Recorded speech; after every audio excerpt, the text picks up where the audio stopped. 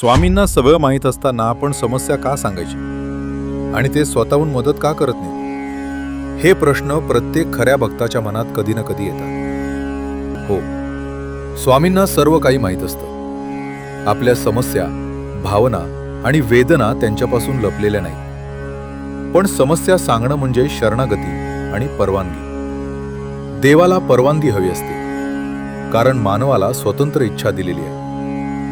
जोपर्यंत आपण म्हणत नाही, स्वामी माझ्या जीवनात हस्तक्षेप करा, तोपर्यंत ते प्रतीक्षा करतात. संकेत दिला जातो, जबरदस्ती नाही. समस्या सांगणं म्हणजे अहंकार वितरणं. मी करू शकतो असं वाटतं तोपर्यंत स्वामी थांबतात. पण ज्या दिवशी मन म्हणतं, स्वामी मी एकट्यानं शकत नाही, त्या दिवशी कृपा सुरू होते. ते स्वतःहून मदत करतातच, पण त्यांच्या मार्गाने. योग्य व्यक्ती, योग्य विचार, योग्य वेळ.